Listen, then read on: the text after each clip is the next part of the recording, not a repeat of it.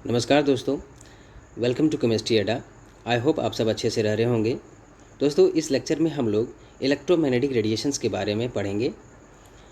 Electromagnetic radiation अर्थात EMR को किस तरह से ट्रिक के माध्यम से याद रख सकते हैं, किस तरह से उनके बीच के जो एनर्जी के ऑर्डर्स होते हैं उनको कंपेयर कर सकते हैं, फ्रीक्वेंसी के ऑर्डर को कंपेयर कर सकते हैं, उनके वेवलेंथ के ऑर्डर को किस तरह से कंपेयर कर सकते हैं, साथ ही साथ उनका कहाँ पे हमारे डेली लाइफ में यूजेज है, उन सारी चीज़ों को समझने की कोशिश करेंगे।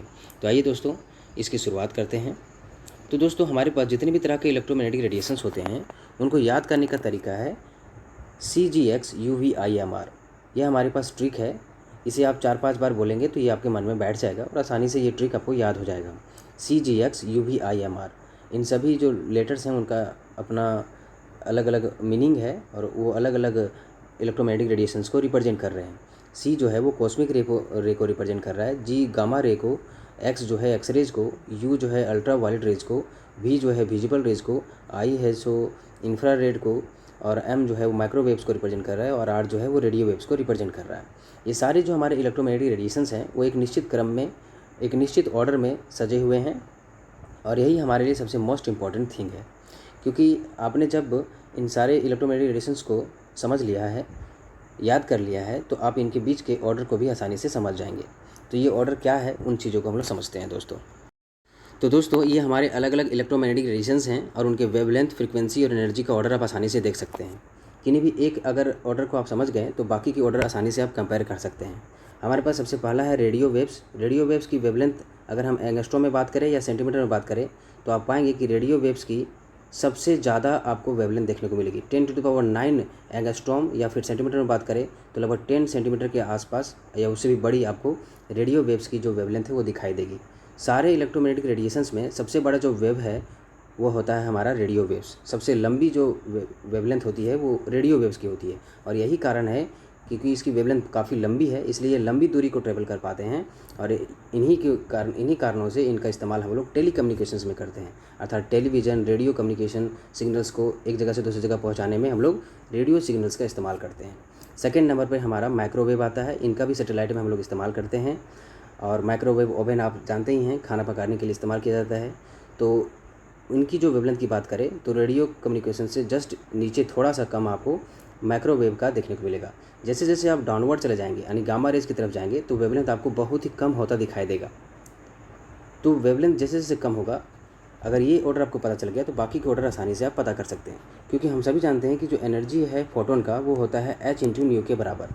इसे दूसरे फॉर्म में लिखेंगे तो hc/λ के बराबर आएगा। यानी कि जो एनर्जी का ऑर्डर है, एनर्जी का जो ऑर्डर है वो लैम्बडा के इन्वर्सली प्रोपोर्शनल है। एनर्जी जो है वो direct inversely proportional to lambda है।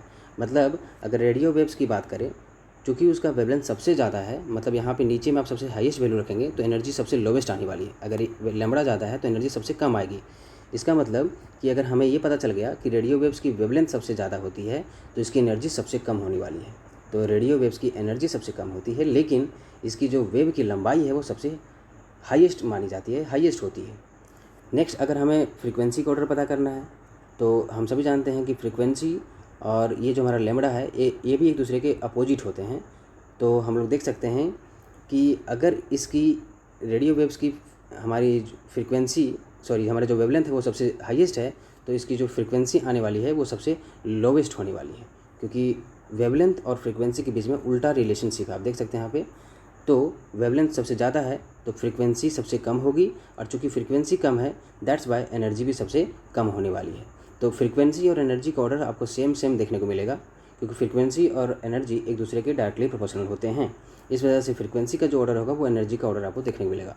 तो ओवरऑल हम लोग क्या सीखे कि रेडियो वेव से अगर डाउनवर्ड चलता चला जाए गामा रेज की तरफ तो वेवलेंथ जो है वो हमारा घटता चला जाता है, और चूँकि वेवलेंथ घट रहा है इस वजह से हमारा जो एनर्जी है वो आपको बढ़ता हुआ क्रम में दिखाई देगा। मतलब एनर्जी जो है वो धीरे धीरे नीचे की तरफ जाएंगे तो आपको बढ़ता दिखाई देगा, साथ साथ फ्रीक्वेंसी भी आपको बढ़ती हुई दिखाई देगी।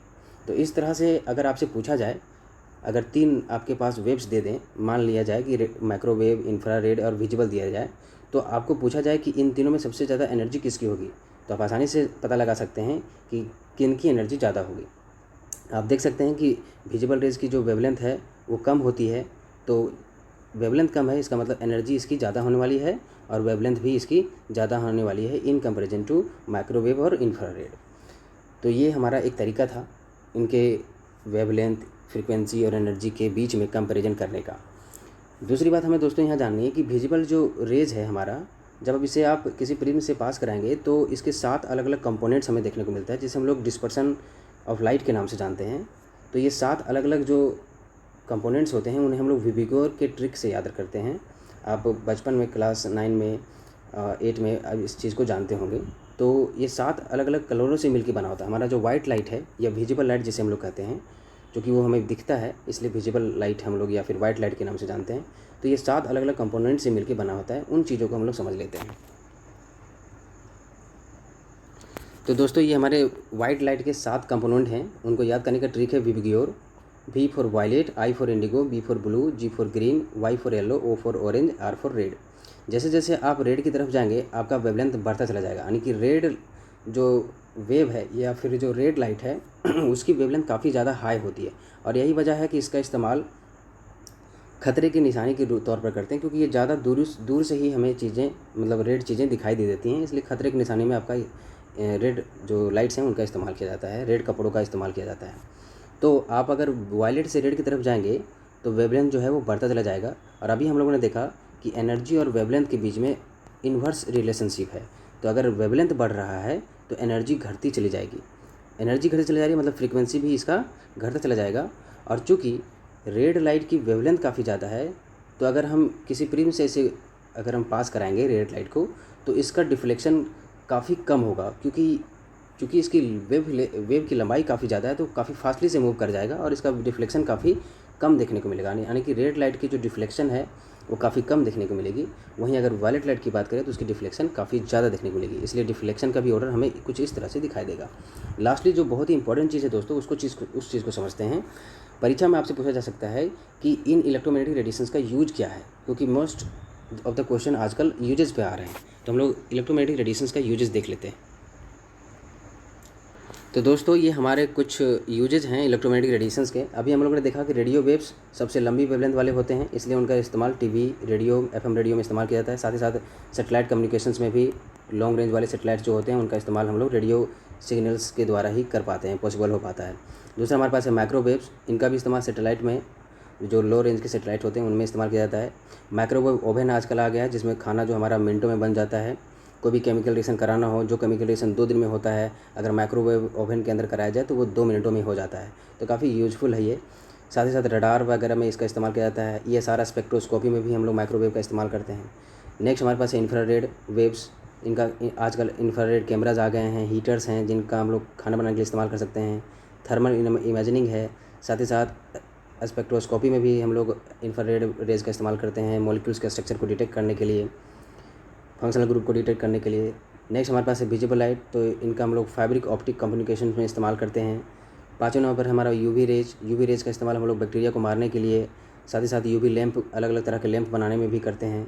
उसके बाद स्पेक्ट्रोस्कोपी में भी हम लोग इसका इस्तेमाल कर सकते हैं मॉलिक्यूल्स के स्ट्रक्चर्स को, उसके एब्जॉर्प्शन बैंड्स को समझने के लिए।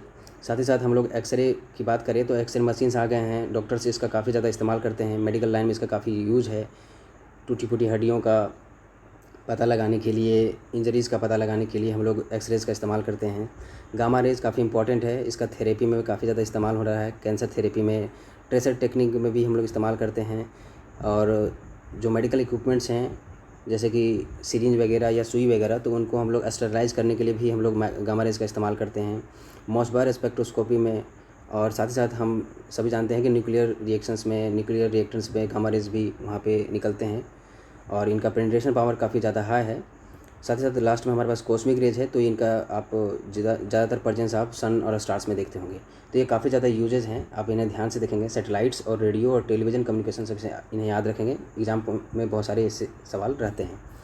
तो दोस्तों ये हमारा था इलेक्ट्रोमैग्नेटिक रेडिएशंस को याद करने का तरीका और उनके यूजेज और किस तरह से उनकी एनर्जी, फ्रीक्वेंसी और वेवलेंथ के ऑर्डर को कंपेयर कर सकते हैं। आई होप आपको ये सारा लेक्चर अच्छा से समझ में आ गया हो। अगर यह वीडियो आपको लिए हेल्पफुल लगा हो तो लाइक करें, कमेंट करें, शेयर करें एंड सब्सक्राइब करें और बेल आइकन को दबाना ना भूलें। Thank you.